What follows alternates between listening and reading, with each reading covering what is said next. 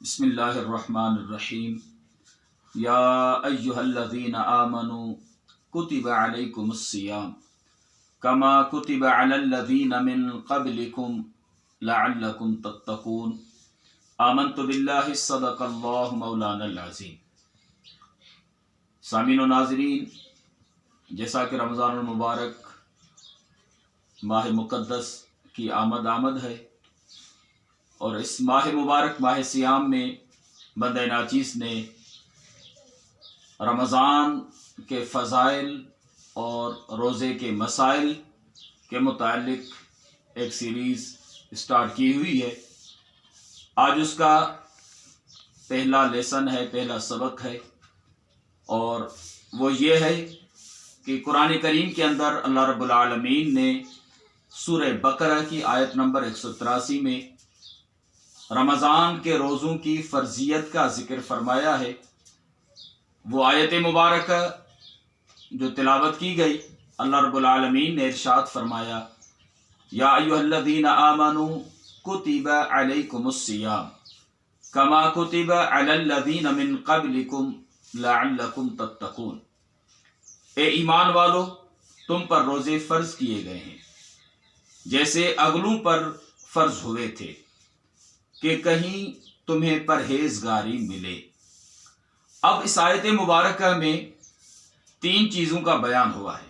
Number 1 فرضیت روزہ، number 2 تاریخ روزہ، ہسٹری، روزے کی ہسٹری، اور نمبر 3 نتیجہ صوم۔ فرضیت روزہ کا بیان ہوا یا ایھا الذین آمنوا کتب علیکم الصیام کے مبارک الفاظ میں۔ اللہ نے فرمایا ایمان والو، تم پر روزے فرض کیے گئے ہیں۔ اب یہ روزے جو فرض ہوئے امت محمدیہ پر سن 2 ہجری میں فرض ہوئے، اور تاریخ 10 شعبان کی تھی یا 17 شعبان کی۔ یہ دونوں تاریخیں کتابوں میں درج ہیں۔ سن 2 ہجری میں رمضان کے روزے فرض ہوئے، اور رسول مکرم صلی اللہ علیہ وسلم کی مبارک زندگی میں کل 9 رمضان آئے۔ رمضان کے پورے مہینے کے روزے فرض ہیں۔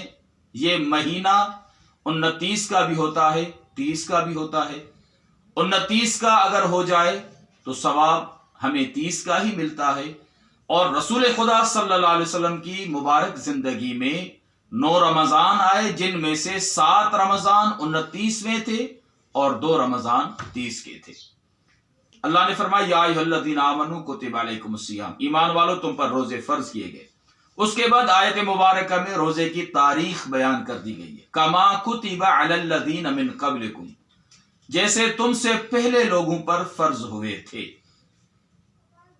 اس سے معلوم ہوا کہ روزہ قدیم عبادت ہے۔ حضرت آدم علیہ السلام سے لے کر حضرت عیسیٰ علیہ السلام تک جتنے بھی انبیاء آئے، ان تمام انبیاء کی امتوں پر روزے فرض تھے، اگرچہ ان کا انداز مختلف تھا، طریقہ مختلف تھا۔ کسی امت پر روزے فرض تھے ہر مہینے کے ایام 20 کے روزے، یعنی چاند کی 13، 14، 15 تاریخ، اور کچھ امتیں عاشورہ کا روزہ رکھا کرتی تھی، اور حضرت داؤد علیہ السلام کی امت جو تھی وہ صوم داؤدی رکھا کرتی تھی، یعنی ایک دن روزہ ہوتا تھا، ایک دن افطار ہوتا تھا۔ امت محمدی علیہ صاحب الصلاۃ و تسلیم پر رمضان کے مہینے کے روزے فرض ہوئے، تو کما کتب علی الذین من قبلکم کی عبارت سے، ان مبارک الفاظوں سے ہمیں پتہ چلتا ہے کہ روزہ جو ہے یہ صرف امت محمدیہ پر فرض نہیں، تمام امتوں پر فرض تھے، اور یہ بہت بڑی قدیم عبادت ہے۔ اس کے بعد ہے نتیجہ صوم، لعلکم تتقون، تاکہ تمہیں پرہیزگاری ملے، تقوی تمہیں نصیب ہو، تقوی تمہیں حاصل ہو جائے۔ اور یہ جو تقوی جو ہے، چونکہ روزے میں نفس پر سختی کی جاتی ہے، اور کھانے پینے کی حلال چیزوں سے بھی روک دیا جاتا ہے، تو اس سے اپنی خواہشات پر قابو پانے کی مشق ہوتی ہے۔ انسان اپنی خواہشات پر قابو آتا ہے، اور جس سے ضبط نفس اور حرام سے بچنے پر قوت حاصل ہو جاتی ہے، جس سے ضبط نفس اور حرام سے بچنے پر قوت حاصل ہو جاتی ہے، اور یہ بنیادی چیز ہے جس کے ذریعے آدمی گناہوں سے بچتا ہے، رک جاتا ہے۔ تو روزہ اس کا نتیجہ یہ ہوا کہ تمہیں تقوی حاصل ہوگی، اور تقوی سے تمہیں گناہوں سے بچنے کا ایک ذریعہ میسر آ جائے گا، موقع مل جائے گا، اور تم گناہوں سے بچو گے۔ تو اللہ رب العالمین سے دعا ہے اللہ رب العالمین ہم سب کو ماہ سیام میں تمام روزے رکھنے کی توفیق عطا فرمائے۔